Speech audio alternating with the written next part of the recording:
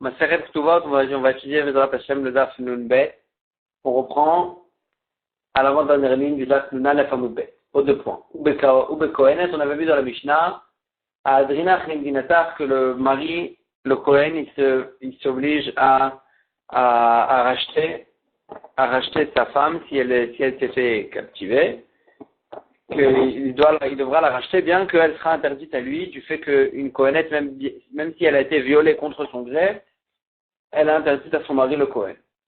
Quand même, lui, il s'oblige à la racheter. Amar Abaye. Abaye, il dit, Almana le Kohen Gadol, Chayav Liftota.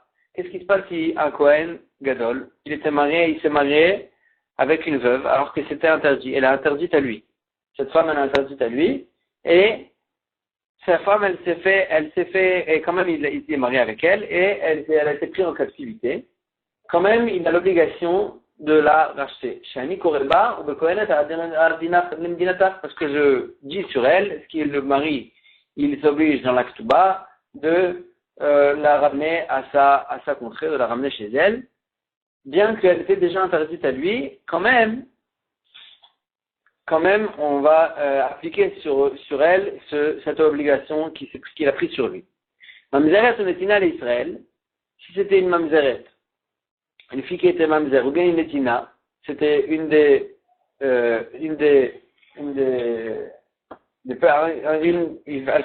fille qui faisait partie d'un peuple qui est interdit au clan d'Israël. Donc c'était un mariage interdit pour ce juif. Et no chayav livdota, il n'a pas l'obligation de la racheter. Parce que dans sa ktuba, l'Israël, il s'oblige à la racheter que s'il pourra la garder pour lui en tant que femme. Et celle-là, elle est interdite à lui. Alors que le Kohen, il s'oblige à racheter sa femme, même s'il ne pourra pas la reprendre pour lui en tant que femme. Rava Amar, ça c'est d'après Abaye. Rava Amar, Rava lui, il n'est pas d'accord, il dit,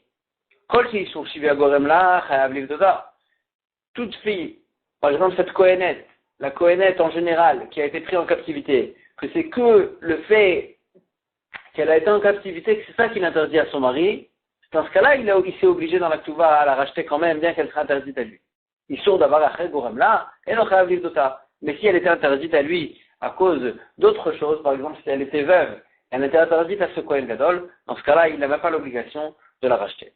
Donc il y a une marloquette entre Abaye et Rava, une fille qui était déjà interdite au Kohen ou au Kohen Gadol, est-ce que le Kohen Gadol, il a l'obligation de la racheter ou pas? C'est-à-dire dans un cas où vraiment elle est devenue interdite à son mari le Kohen, que du fait qu'elle a été prise en captivité, d'après tout le monde, il est chayav, le Kohen, son mari, de la racheter. Mais ici, qu'elle était déjà interdite à lui à cause d'autre chose, est-ce qu'il a l'obligation? C'est une marloquette entre Abaye et Rava.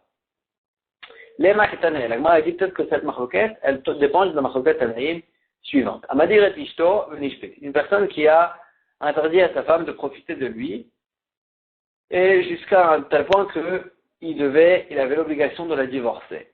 Venishvit, à ce moment-là, elle a été prise en captivité. Rabbi Eliezer Omer, donc maintenant, même s'il va la racheter, il devra la divorcer, donc il ne pourra plus la garder. Rabbi Eliezer, est-ce qu'il a l'obligation de la racheter ou pas? Rabbi Eliezer Omer, Podé Venoten Aktubata. Rabbi Eliezer, il dit, il doit la racheter et la sortir, la divorcer avec l'Aktuba, en lui donnant l'Aktuba. Rabbi Yeshua Omer, Noten Aktubata, Veno Podé. Rabbi Yeshua, il dit, non, il lui donne l'Aktuba, mais il n'a pas l'obligation de la racheter du fait que déjà, il doit la divorcer, mis à part ça. Amar Rabbi Nathan, Shati et Sumchut, Rabbi Nathan, il dit, j'ai demandé à Sumchut, Kshamar Rabbi Yoshua, Noten Aktubata, Veno Podé. Quand Rabbi Yoshua, il a dit qu'il n'a pas l'obligation de la racheter, il se suffit de lui donner l'Aktuba. Keshe Dira ou le Vasof Nishbit, ou Ben Nishbit ou le Vasof Dira. Dans quel cas il parle? Est-ce qu'il parle d'un cas où d'abord il est interdit à lui, avec son méder, il lui a interdit à sa femme de profiter de lui, et c'est qu'après qu'elle a été prise en captivité, ou bien même dans un cas où Nishbit ou le Vassaf Dira, déjà elle a été prise en captivité, après lui, il lui a interdit, quand elle était déjà en captivité, il lui a interdit de profiter de lui. Que dans ce cas-là aussi, il disait Rabbi Yeshua, est-ce que Rabbi Yeshua disait dans ce cas-là aussi qu'il n'a pas l'obligation de la racheter? Et lui il m'a dit, Soumchouz, Lo Shamati, j'ai pas entendu les Chachamim, qu'est-ce qu'ils ont dit à cette question, au sujet de cette question-là. Venirim Dvarim, mais quand même, ça a l'air plus des choses, chez Dira ou Vasaf Nishbit, c'est que dans un cas où d'abord il est interdit de profiter à lui, et c'est qu'ensuite qu'elle a été prise en captivité, que dans ce cas-là, il a l'obligation, il n'a pas l'obligation de la racheter, mais il y a marre, Nishbit ou le Vasaf Dira, parce que si tu vas dire qu'il parlait même dans un cas où d'abord elle était prise en captivité, ensuite il a interdit de profiter de lui, et que dans ce cas-là, tu vas dire qu'il n'a pas l'obligation de la racheter. Alors dans ce cas-là, Ateli Aroumé, il va faire une combine, et même dans un cas, dans tous les cas où sa femme elle va être prise en captivité, il va tout simplement, au lieu de la racheter et de payer des sommes, les grosses sommes, il va tout simplement lui interdire lui faire un éder, lui interdire de profiter de lui, et dans ce cas-là, il va se rendre pas tour de la racheter. Comme ça, il a répondu Sumchus à Rabbi Yochanan. La Gemara a dit, de quel cas on parle? Maïla m'a dit Reshet Kohen Kamiflege, n'est-ce pas que la marloquette ici, est-ce qu'il a l'obligation de la racheter, sa femme, dans un cas où elle est, de toute façon, il devra la divorcer par la suite? N'est-ce pas que ça parle d'un cas où c'est un Kohen qui a interdit à sa femme de profiter de lui, et pas dans Israël, parce que le Israël, lui, il a l'obligation de racheter sa femme, comme ce qu'on a vu, que dans un cas où il pourra la remarier. Et donc, n'est-ce pas qu'on parle de la femme d'un Kohen? Et donc, on voit qu'il y a une marloquette. Est-ce que le fait qu'elle a interdit à lui, mis à part le fait qu'elle est partie en captivité, est-ce que ça le rend chayav de racheter sa femme ou pas? Et donc, c'est vraiment la marloquette entre Abaye et Rava. Va Abaye de Amarke Rabbi Eliezer. Et donc, Abaye penserait comme Rabbi Eliezer qu'il a l'obligation de la racheter. Et Rava d'Amarke Rabbi Yoshua, Rava, il va penser comme Rabbi Yoshua, il n'a pas l'obligation de la divorcer. Donc, en fait, on fait un parallèle entre le cas où elle était interdite à lui déjà à cause du fait qu'elle était Almana et que lui c'était un Kohen Gadol, et le cas où elle était interdite à lui, mis à part le fait qu'elle était en captivité, du fait qu'elle était Moudarana, qu'elle n'avait pas le droit de profiter de lui. La Gemara a dit l'eau. C'est pas ça la marloquette. Achavema Eskinan, ici on parle dans quel cas? Kigon Shenadra Yihi, de qui aime la roue. C'est elle qui a fait le neder. Elle s'est interdite de profiter de lui, de son mari. Et lui, le mari, tout le neder de la femme, il a besoin que pour qu'il se fasse effet, il faut que le mari, il ne lui annule pas son neder. Il lui laisse le neder. Dans ce cas-là, s'il entend qu'elle a fait un neder et que le mari, il lui annule pas le neder, alors là, le neder, il fait effet. Donc là, c'est elle qui a fait le neder, et lui, il a été mekayem.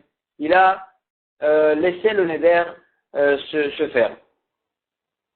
Et donc là, on parle même dans un cas où c'était la femme d'un Israël, pas la femme d'un Kohen. Et c'est quoi la marloquette? Rabbi Eliezer Savar, vous n'attendez pas ben Shinar. Rabbi Eliezer, il dit du fait que c'est lui le mari qui a confirmé le neder.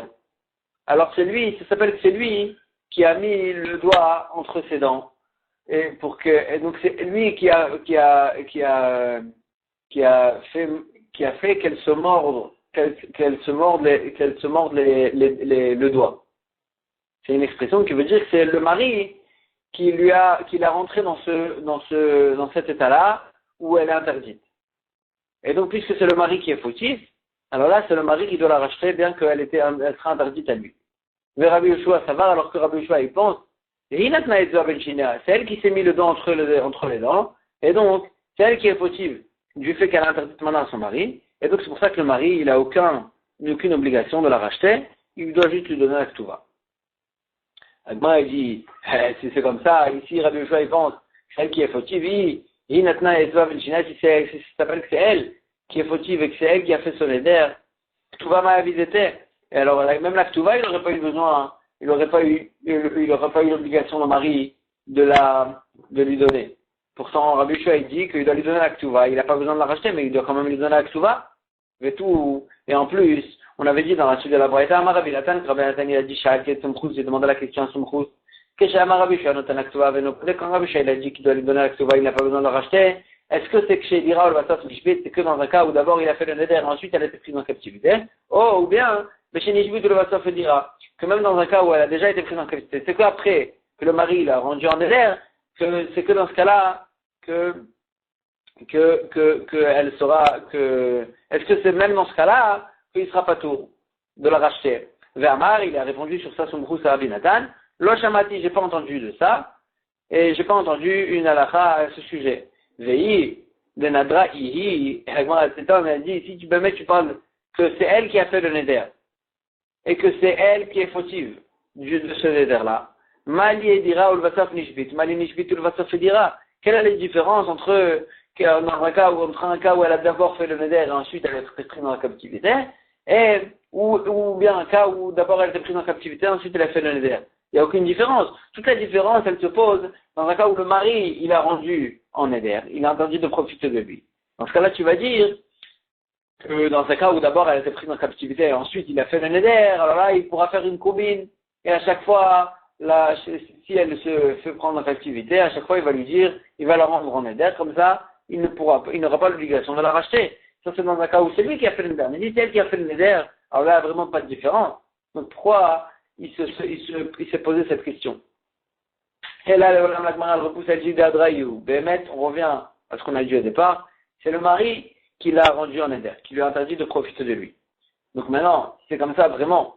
Ça a l'air ici que la marloquette entre Rabbi Eliezer et Rabbi Yoshua, c'est vraiment la marloquette entre Abaye et Rava. Est-ce que le fait qu'elle était déjà interdite à lui, mis à part le problème qu'elle a été prise en captivité, est-ce que ça le rend chayav de la racheter ou pas? Agma elle dit non. Léolam d'Adrayou, c'est lui qui a rendu le neder, mais Abaye m'étaret le tamé, Rava m'étaret le tamé. Abaye va expliquer d'après sa chita que Rabbi Eliezer et Rabbi Yoshua peuvent s'arranger d'après sa chita, Rava m'étaret le tamé, et Rava aussi il va expliquer d'après sa chita que Rabbi Eliezer et Rabbi Yoshua peuvent s'arranger d'après sa chita. Abaye m'étaret le tamé. Abaye il explique comme sa chita, la Gemara elle explique. Tout le monde est d'accord avec moi que si elle était veuve, c'est une veuve qui était mariée avec un Kohen Gadol qui a été déjà interdite à lui, et elle a été prise en captivité, qu'il a l'obligation de la racheter, comme ce que moi Abaye l'a dit. Si c'était une fille mamzeret ou bien une netina qui était mariée avec un Israël, donc c'est un mariage interdit, d'après tout le monde, on n'a pas l'obligation de la racheter, parce que l'Israël, il ne se rend pas chayav de la racheter même si elle est interdite à lui. Mais dire, tout le monde est d'accord que si c'était la femme d'un Kohen qui a été mise en neder, qui n'a pas le droit de profiter de lui, qui est prise en captivité, d'après tout le monde aussi, il a l'obligation de la racheter, parce que c'est vraiment la même chose, que c'est vraiment parallèle au cas de la Almana qui était mariée avec un Kohen Gadol. Qui pliguait, c'est quand la marquée entre Rabbi Eliezer et Rabbi Yoshua de Médir chez Israël. Quand c'était la femme d'Israël qui était devenue en neder et interdite à son mari, et est-ce qu'on a l'obligation de la racheter? Que quoi? Rabbi Eliezer a dit le Batar Meikara. Rabbi Eliezer, lui, il va d'après le départ, il va d'après le moment du mariage. Le moment du mariage, elle était permise à lui. C'était une femme qui était permise à son mari. Et donc, puisqu'au moment du mariage, elle était permise à son mari, et dans l'acte bas, le mari, il s'oblige à racheter sa femme s'il va être mis en captivité. Alors c'est vrai que par la suite, elle est interdite. Mais au moment du mariage, il s'est obligé à la racheter. Et donc c'est pour ça qu'il a l'obligation maintenant de la racheter, bien que maintenant elle est quand même interdite à lui. Rabbi Yoshua, Rabbi Yoshua, lui, il va d'après la fin, le moment qu'on parle maintenant. Et puisque maintenant elle est interdite à lui, alors là, dans la Ksuva, c'est vrai qu'il s'est obligé à la racheter, mais il s'est obligé à la racheter que pour la ramener chez lui à la maison. Mais si elle est interdite à lui, il n'a pas l'obligation de la racheter, et donc, puisqu'il va d'après la fin, il ne sera pas obligé à la racheter. Comme ça, Abaye va expliquer. Rava Metaret Tamé, et Rava lui qui disait que dans le cas de l'Almana le Kohen Gadol, il n'a pas l'obligation de la racheter. Il va expliquer aussi la marque entre Rabbi Yoshua et Rabbi Eliezer d'après cette chita. Almana le Kohen Gadol, si c'était une Almana qui était mariée avec un Kohen Gadol, ou bien une Mamzeret ou Netina qui était mariée avec un Israël, que c'était des mariages interdits, là il dit Rava, Koulama le pligué, et Rabbi Eliezer et Rabbi Yoshua sont d'accord, il n'a pas l'obligation de la racheter, du fait que c'est un mariage interdit, il n'a pas l'obligation de la racheter. Qui pligué, c'est quand la marloquette, de dire, quand dans le cas du Neder, il interdit sa femme, Ben Eshet Kohen ou Ben Eshet Israël, que ce soit la femme d'un Kohen ou la femme d'Israël, dans tous les cas, ce sera ça la marloquette entre Rabbi Eliezer et Rabbi Yoshua. Rabbi Eliezer Azil Batar Meikara, Rabbi Eliezer il va d'après le moment du mariage, et puisqu'au moment du mariage c'était une fille qui était permise à son mari, et il s'est obligé à la racheter, alors là il sera obligé de la racheter, bien que par la suite elle est devenue en Neder.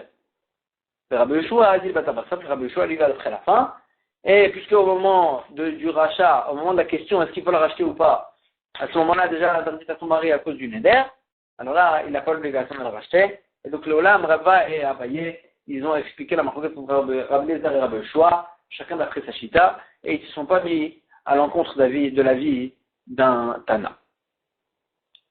Nishbit Chayav Livdota. On a vu dans la Mishnah, donc une femme qui a été prise en captivité, le mari, il a l'obligation de la racheter. Tano Rabbanan. Nishbit Bechaye Baala. Une femme qui a été prise en captivité du vivant de son mari. Vachak Ahmed Baala, et ensuite son mari il est mort avant qu'il ait le temps de la racheter. Alors là, la Braïda nous dit ça dépend. Ikirba Baala, si le mari il était au courant de son vivant qu'elle a été prise en captivité, alors là, Yorshin Chavim Ekdota. Il est devenu obligé, Chayav, de la racheter. Et donc, quand il est mort, ses héritiers, ils héritent aussi cette obligation. Et ils auront l'obligation de la racheter. Loïkir Babaala, mais s'il n'était pas au courant, le mari, qu'elle était prise en captivité, En Yorshin Chavim Ekdota, après quand il est mort, même les héritiers, ils n'ont pas l'obligation de la racheter. Lévi, Savar Nameba Douvda, qui a matitavé, Lévi voulait se passer une halakha, un cas qui est arrivé devant lui, comme cette braïta-là, ça dépend est-ce que le mari, il était au courant ou pas avant qu'il meure. Amar le Rav, il a dit, Achi Amar Chavivi, Asi il a dit mon oncle, Let il cheta qui a matita. La halakha n'est pas comme cette Mishnah, elle a qui had etania, mais comme cette braïta suivante. Nishbit lachar mitat ba'alam, si elle était prise en captivité après la mort de son mari, en a etomim chavim livdota, bien sûr, les etomim, les héritiers, ils n'ont pas l'obligation de la racheter. Du fait qu'elle était, même le mari, il n'était pas chayav de la racheter du fait qu'elle était prise en captivité qu'après sa mort. Velo, n'est pas que ça, elle a fait l'unishbit bechayev ala, même si elle était prise en captivité du vivant de son mari. Et ensuite, avant qu'il ait eu le temps de la racheter, il est mort, le mari. Les héritiers, ils n'ont pas l'obligation, les orphelins, ils n'ont pas l'obligation de la racheter. Parce que toute obligation de la racheter, elle vient du fait il va la ramener chez lui à la maison et revenir à leur mariage. Mais celle-là, puisque le mari il est mort, alors là, il n'a pas l'obligation les héritiers n'ont pas l'obligation de la racheter. Cette braïta, elle ne fait pas la différence. Est-ce que le mari il était au courant ou il n'était pas au courant? Donc il dit, Rav, la halakha est comme cette braïta, il n'y a aucune différence entre si il était au courant ou pas. Si le mari il est mort, il n'y a plus d'obligation de la racheter. Tanorabanan. Nishbit, une femme qui a été prise en captivité, et il demandait pour la racheter à son mari, Ad Asara Bedamea, 10 fois plus que sa valeur qu'on pouvait la vendre en tant que servante au marché. Femme Rishona Podé, si c'était la première fois qu'elle était prise en captivité, il doit la racheter même à ce prix-là. Mais quand va après la première fois,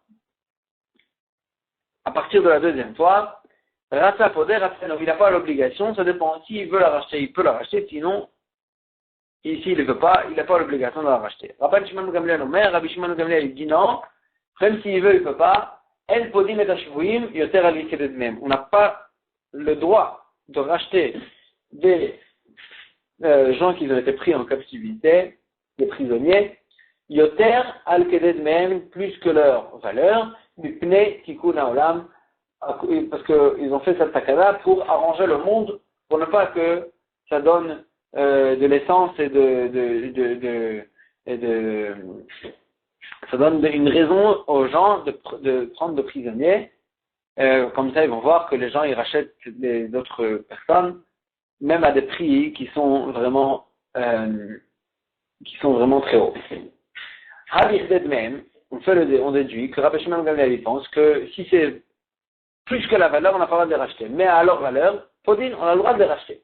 Afalgab de Pirkuna, Yoter al Ktuvata, bien que même si sa valeur, il vaut plus que la Ktuva. Ça veut dire que on voit d'ici que Rabbi Shimon Gamliel pense que si il demande pour la racheter sa valeur, la valeur de la femme, il a l'obligation il doit la racheter, même si sa valeur en question, c'est plus que ce qu'il lui doit dans la Ktuva. Pour Mini, la demande à l'objet, ce qu'on a vu dans un endroit inverse, qu'il a le droit de la racheter, il a l'obligation de la racheter que jusqu'à la valeur de la Ktuva. Pour Mini, Nishbi, si elle a été prise en captivité et il lui demandait de la racheter à une somme qui était fois 10, plus que la Ktuva. Pas Rishona Podé, la première fois, il doit la racheter même fois 10. Mais quand Vaelach, Ratsa Podé, Ratsa Podé. À partir de la deuxième fois, s'il voulait, il peut la racheter, mais sinon, il n'a pas le droit sinon, il n'a pas l'obligation de la racheter. Ça, c'est un akama. Rabbi Shimon Gamliel Omer, Imaya Pirchuna, Keneget Ktuvata Podé, même pour la première fois. Si le prix de la racheter, c'était le même prix que la Ktuva, alors là, il doit la racheter. Vimlav, et non podé, Vimlav, et non podé. Et sinon, si le prix de la racheter, c'est plus que le prix de la Ktuva, et non podé, il n'a pas l'obligation de la racheter. Donc, on voit dans cette braïta, Rabbi Shimon Gamliel pense que on n'a pas le droit de la racheter, on n'a pas l'obligation de la racheter, si le prix de la racheter, il vaut plus que le prix de la Ktuva. Or, dans la braïta d'avant, on avait fait la déduction que non.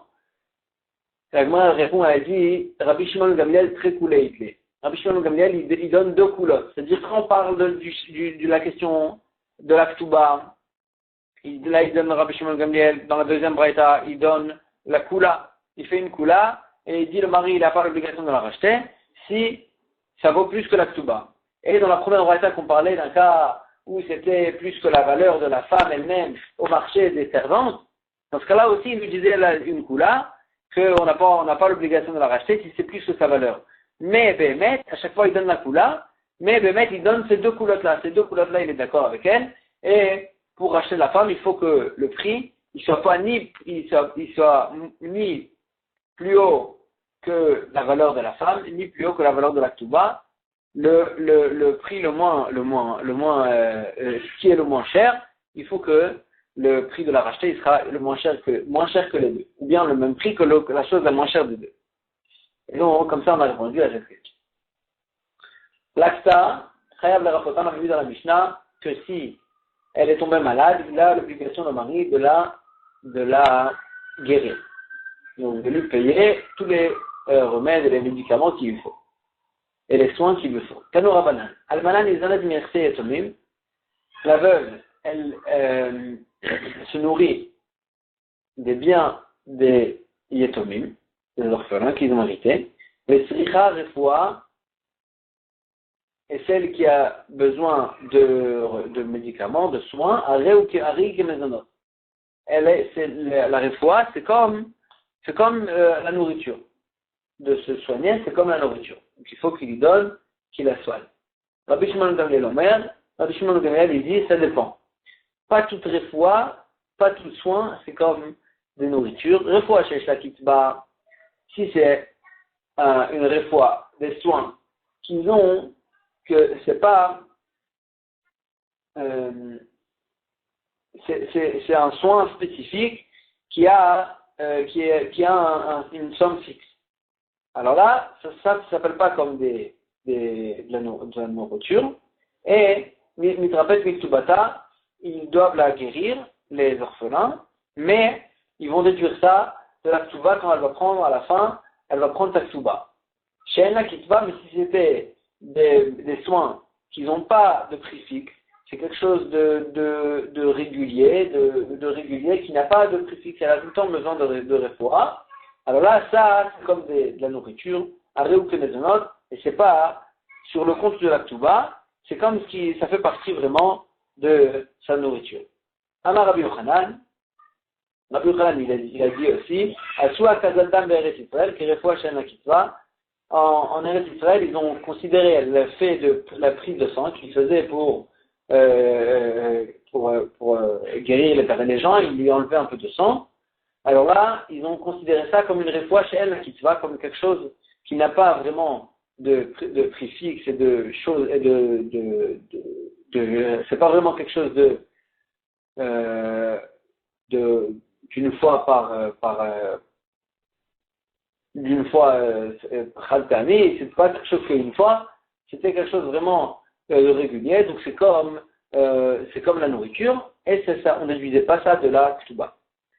Qui arrivait de Rabbi Yochanan, un des proches de Rabbi Yochanan, a voulu Ouïta Taba, ils avaient la femme de leur père, qu'il la nourrissait en fait, des biens de leur père, des Avataricha Refoua Kol Yoma. elle avait besoin de soins, maman, tous les jours, et c'était vraiment une grande, ça tombait sur eux, et c'était beaucoup, ça sortait beaucoup d'argent. À tous les camis de Rabbi Yochanan, ils sont allés devant Rabbi Yochanan pour lui demander quoi faire.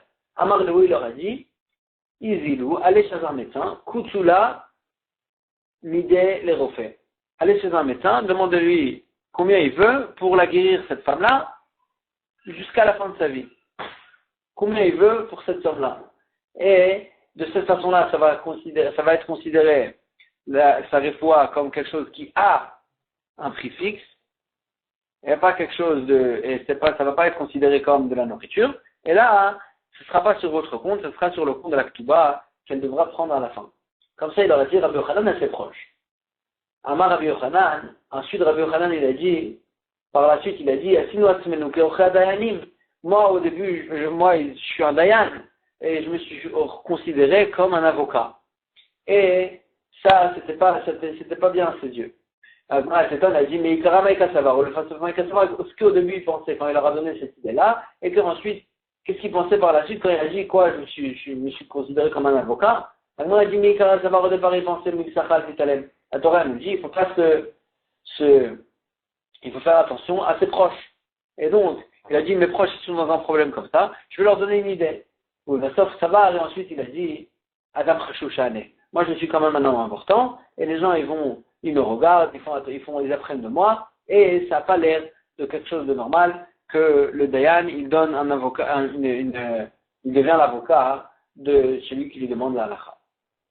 Et donc, c'est ça qu'il a dit ensuite, par la suite, qu'il a regretté qu'il leur a donné cette idée. Et on retourne sur la Mishnah qui va nous parler de toutes sortes de tnaïm, toutes sortes de choses qu'on écrivait dans la Ktuba. Qu'est-ce qui se passe si on ne les a pas écrits dans la Ktuba? Et la Mishnah va nous parler de Ktuvat Nimdichin. Ktuvat Nimdichin, c'est Chachamim, ils ont fait une takana, qu'une personne qui a deux femmes. Une, elle a reçu plus dans la Ktuba que l'autre. Ensuite, quand le mari il va mourir, alors là, les enfants de chaque femme, ils vont hériter la ksuba de leur mère. Et on ne dit pas qu'ils devront tous hériter de façon égale les biens du père. Comme ça, si une des deux femmes, par exemple, elle a une plus grande ksuba que l'autre, alors là, ces enfants, ils vont hériter sa ksuba. Ou bien, si une des deux femmes, elle a moins d'enfants que l'autre femme, alors les enfants de celle qui a moins d'enfants, alors là, ils vont se partager la ktuba de leur mère et ça va leur sortir une plus grande somme. Et la Gemara a dit, qu'est-ce qui se passe si on n'a pas écrit des choses dans la ktuba? Il y a des choses que même si on n'a pas écrit explicitement dans la ktuba, quand même, puisque Chachamim, ils ont donné ça en tant que tnaï, en tant que vraiment une condition dans le mariage, alors là, même si on ne les a pas écrits dans la ktuba, quand même, il a l'obligation de les accomplir. Lo katabla blin dichin. Lo katabla, si une personne n'a pas écrit à sa femme dans la ktuba, blin dichin, les enfants, garçons, yeve dichin que tu auras de moi, c'est eux qui vont hériter l'argent de ta ksuba, plus que leur part qu'ils ont avec leurs frères d'une autre femme. C'est ce qu'on a dit, qu'ils vont hériter la ksuba de leur mère, pas de façon égale avec leur autre frère. Même s'il n'a pas écrit ça, Chayab, il a l'obligation de leur faire hériter de cette façon-là, parce que c'est vraiment une condition du Bedin, qu'ils ont dit que ce serait une condition au mariage. Bnan Lukvan, si maintenant, autre chose qu'on écrit dans la Ktuba, il n'a pas écrit, c'est quoi, de quoi on parle? Bnan Lukvan dit Yavelichi Menaye, des filles que tu auras de moi, Yavian, Yatvan Bebeti, ils vont habiter chez moi à la maison, Midzelan Minechasai, le mari, il s'oblige au fait qu'ils pourront habiter chez lui et se nourrir de ses biens, Ad Detil Akroun le Gouvrin, jusqu'à ce qu'ils vont se marier à des hommes, même s'il n'a pas écrit ça, Chayab, il a l'obligation de le faire chez Utnaï Bedin, parce que ça aussi c'est une condition du Bedin. Aste Yatva Bebeti. Maintenant, une autre chose qu'on écrivait dans la Ktuba, que le mari il écrit à sa femme, qu'elle va habiter chez lui, donc après sa mort, Umidzenan Minchasai, et elle va se nourrir donc de ses biens du mari. Kol Yemei Megar Meotir, tous les jours où elle sera veuve, Bebeiti, dans sa maison, c'est-à-dire jusqu'au moment où elle va se remarier, elle va mourir du mari. Chayav, même s'il n'a pas écrit ça, il est Chayav, Shuvnei Bedin, parce que c'est vraiment une condition du Bedin. Kachayu Anche Yerushalayim Kotvim, c'est comme ça qu'ils écrivaient les gens de Yerushalayim. Anche Galilea Kotvim, Kanche de Yerushalayim, les gens de Galilée, ils écrivaient comme les gens de Yerushalayim. Anche Yehuda, les gens de Yehuda, Ayu Kotvim, ils écrivaient un peu autrement, et ils disaient, Ati Yirzoa Yorshin, Litel Naktuvatir. Qu'elle pourra se nourrir du mari, des biens du mari, jusqu'à que les enfants, les héritiers, ils voudront te donner la ktuva et arrêter de te payer, arrêter de te nourrir. C'est-à-dire les gens de Yerushalayim, ils écrivaient qu'ils vont la nourrir tout le moment, tout le temps où elle sera veuve. Donc si elle ne veut pas se marier, ils n'auront pas l'obligation, et ils auront l'obligation de la nourrir. Les gens de Yehuda, ils disaient qu'elle pourra se nourrir du mari jusqu'au moment où les héritiers vont décider que ça y est, prends la ktuva et débrouille-toi. Les firach Hidratu Yorshin, c'est pour ça que d'après Yehuda, si les Yorshin, si les héritiers ils voulaient, notim la ktuva, ils leur donnaient la ktuva à la femme de leur père ou bien à leur mère, ou potrim ota, et ils sortent de cette façon-là, et ils n'auront plus l'obligation de la nourrir. Amar Rabbi Yochanan Mishum Rabbi Shimon ben Yochai. Il a dit Rabbi Yochanan au nom de Rabbi Shimon ben Yochai. Miplema iskinu ktuvat mideshim. Pourquoi les Chachamim ils ont fait cette takana que la ktuva des garçons, que la ktuva de la femme, elle va aller à ses enfants et pas, elle va pas être dispatchée à tous les enfants. Pourquoi? Pour que les gens, quand ils marient leur fille, ils donnent à leur fille comme à leur fils. Ils donnent à leur fille comme à leur fils, et ils ne vont pas craindre que quand ils donnent à leur fille une grande somme, par exemple, pour le mariage ou bien pour l'héritage, alors là, ils ne vont pas craindre qu'après cette somme-là, elle va aller en fait chez les autres enfants du mari de leur fille. Et là, puisque ils vont être tranquilles du fait qu'il y a cette takana qui nous dit que ce que la fille elle ramène et ce que le mari il lui donne en temps de Ktuva, ça va se partager que par les enfants de la femme. Et la Gemara a dit, donc en fait pourquoi ils ont fait cette takana? Pour que les gens ils donnent en héritage ou au mariage à leur fille comme à leur fils. Alors que la Torah elle nous dit que l'héritage est pas pour le fils. Et la Gemara elle dit Mika Midi de Rachmana Amar. Est-ce qu'il y a une chose comme ça? Que la Torah nous dit Bralirut Bartalotirut, que le fils il hérite et la fille elle n'hérite pas. La Torah Banan ils sont venus, Chachamim ils ont fait une takana, Metakne, de Tirut Barta que ils ont fait une takana pour la fille, qu'elle reçoit bien comme il faut. La Gemara a dit Hanami de Oraita. Ça aussi c'est Midoraita. De marier la fille, de la marier la fille, ça aussi c'est Midoraita. Dirtiv, il y a écrit dans le passou. Khunashim, Vaolidu Banim ou Banot. Prenez des femmes et ayez des garçons et des filles. Ou Khou les Nechem Nashim, et prenez pour vos fils des filles, en tant que femmes. Ved Benotechem et vos filles, nous la Nashim, donnez à des hommes. Mariez-les. Agmara dit Bishlama Banim, les enfants, les garçons. Ils sont chez lui, il pourra les marier. Et la Bante, mais ces filles, Mi Kaiman Beyade, est-ce que c'est pour lui qui peut les marier? Pourtant, c'est le mari qui cherche la femme. C'est pas la femme qui va chercher le mari. Donc, comment lui, il peut marier ses filles? À Kamashnan, ça va nous apprendre que Denil Bécha, venir ça, qu'un homme, il a l'obligation de bien habiller et recouvrir sa fille, Venitivla Midi, et il devra lui donner des bonnes sommes, qui est écrit des là pour qu'elle ait beaucoup de clients, elle a beaucoup de gens qui veulent se marier avec elle, va là pour venir se marier avec elle. Donc on voit ici qu'il y a vraiment une obligation à un père de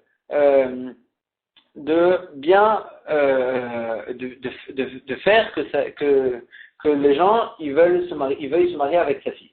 Et donc c'est pour ça que la Torah, si la Torah nous a obligés de faire attention à ça, alors là la Torah, les Chachamim, ils ont fait une takana aussi, que le père, il n'est pas quelque chose qui lui empêche de faire ça, et que cette pensée que s'il va donner beaucoup à sa fille, après par la suite, ça va partir aux autres enfants du mari de sa fille, et donc ils ont fait cette takana que non, ce qu'il donne à sa fille, ça reste chez les enfants de sa fille. Ve'atkana, jusqu'à combien un homme il a l'obligation vraiment de donner pour sa fille. Abaye Beravad Amretar Payou, Abaye Beravad disait Ad, les Yisur Nirse, jusqu'à un dixième des biens de ses biens, il doit donner pour sa fille. Ve'ema, Agmar a dit d'accord, si on faisait attention que le père il donne bien à sa fille. Alors d'accord, je comprends. Ve'ema de Avlirut, que les garçons de sa fille, les enfants de sa fille, ils héritent ce que le père il a donné à sa fille, à leur mère. Le départ, l'autoroute, parce que le mari il a donné en tant que Touba à sa femme, ça, les garçons, il n'y a pas de raison. Les enfants de sa femme, il n'y a pas de raison qu'ils héritent cette Touba-là. Alors, elle a dit, tu ne peux pas faire cette différence-là. Même si tu vas faire cette différence-là, alors le père aussi, il ne va pas donner. Tout ce qu'il donne le père, c'est comme une affaire de deux côtés. Le père, il dit, voilà, moi je donne tant et tant. Toi, combien tu donnes le mari, tant et tant. Et tout ça, ça va partir, ça va aller chez la fille. Et ensuite, ça va rester chez les enfants de sa fille. C'est une affaire que ça va des deux côtés. Si pour un des deux côtés, ça ne va pas rester chez les enfants, alors là, l'autre côté, il ne voudra pas. Alors, a dit d'accord. Si vraiment le père, il a donné une somme, alors là, la somme du mari que le mari, il a donné pour la Ktuba, ça va chez les enfants de sa femme. Mais dans un cas où le père, il a rien donné pour sa fille. Alors là, on n'a qu'à dire que même ce que le mari il a donné dans la Ktuba, pour la femme, ça ne va pas chez les enfants de sa femme, ça va se partager de façon égale chez tous les enfants du mari. Alors, dit le plus grave. Alors, ils n'ont pas fait de Chalouka, ils n'ont pas fait de différence. Dès qu'ils ont fait une takana, que tout ce qu'elle a sa femme, tout ce qu'elle reçoit la femme, et en tant que Ktuba du mari, et en tant que Nedunia, et en tant que Nedunia du père, ça va chez les femmes et ça reste chez les enfants de la femme. Et les frères n'ont pas fait de chiloukin, si le mari il a donné, si le père il n'a pas donné, etc. Dans tous les cas, ils ont dit que ça allait aller chez les enfants de la femme.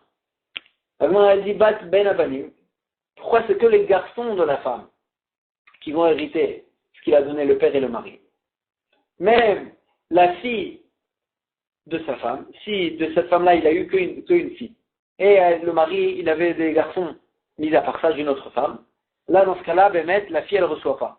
Pourquoi? Même la fille qu'il a de cette femme-là, parmi d'autres garçons qu'il a eu le mari d'autres femmes. On n'a qu'à dire aussi qu'elle hérite, si c'est ça la raison. Ça n'a qu'à rester chez vraiment les héritiers, les descendants du père et de cette femme-là. Même si c'est une fille, Azman a dit non. Khamim, ils ont donné une certaine définition au fait que les enfants ils héritent, c'est la Ktuba et ce qu'il a donné le père, et ils ont donné cette définition qu'un achalash, c'est comme un héritage. Et dès que c'est comme un héritage, les filles, ils n'héritent pas. Et donc c'est pour ça qu'ils n'ont pas donné cet héritage-là à cette fille-là. Alors moi, elle dit d'accord, si c'est comme ça, je comprends si c'est une fille, alors qu'elle a des frères, des demi-frères en fait, d'une autre femme du père. Bat ben abanot. Mais si c'était une fille, parmi d'autres filles, que le père en fait, même de son autre femme, il n'a pas eu de garçon, il a eu que des filles. Alors dans ce cas-là, on n'a qu'à dire aussi que cette fille-là, elle aurait hérité, c'est la Ktuba de sa mère. Pourtant, la halakha n'est pas comme ça. Azman a dit le plus grave. Quand même, une fois qu'ils ont dit que la fille, elle n'est pas dans cette takana, que la fille, elle n'hérite pas la Ktuba de sa mère, alors là, ils n'ont pas fait la différence. Est-ce que c'était une fille parmi d'autres filles, ou bien une fille parmi d'autres garçons, d'une autre femme du père? Dans tous les cas, ils ont dit la fille, elle n'est pas dans cette takana. Azman a dit, on n'a qu'à dire que on n'a qu'à dire qu'elle pourra prendre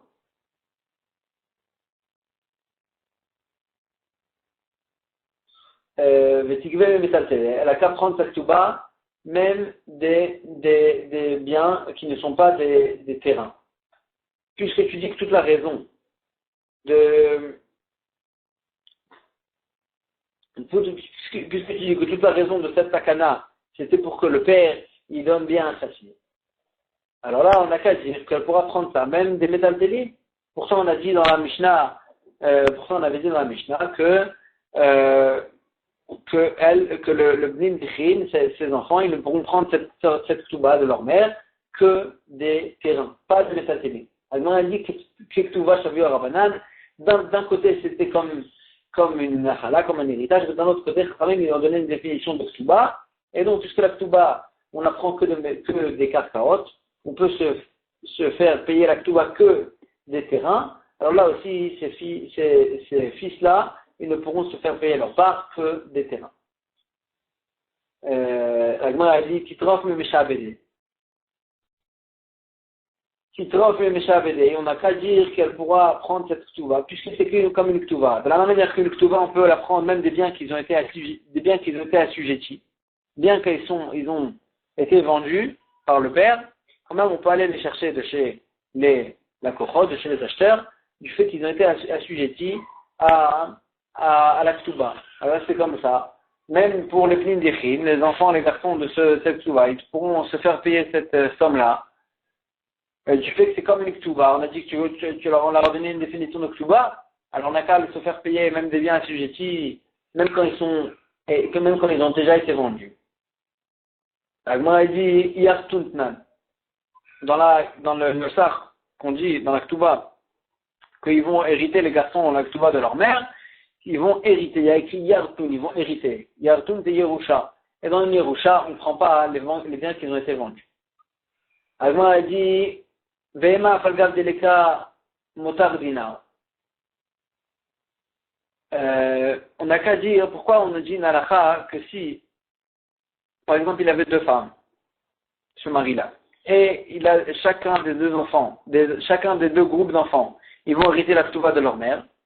Alors là, chacun il doit hériter la Ktuba de leur mère. Mais si, après qu'on a pris pour chacun des deux groupes d'enfants la Ktuba de leur mère, il ne reste pas même un dinar pour le partager normalement entre tous les enfants, tous les garçons, de façon égale. Dans ce cas-là, il n'y a pas la takana de Ktuba Bnin Dichin. Ils vont annuler toute la Ktuba, ils vont hériter tous les biens, toute la Ktuba, tout ça, de façon égale, tous les garçons, des deux femmes. Pourquoi dire ça? Elle m'a dit, on n'a qu'à dire cette takana, même s'il ne reste pas un dinar, puisque tu dis que c'est une véritable Yerusha, c'est un véritable héritage. Alors là, même s'il ne reste pas de quoi faire l'héritage normal avec un dinar, on n'a qu'à appliquer cette takana. Agma a dit,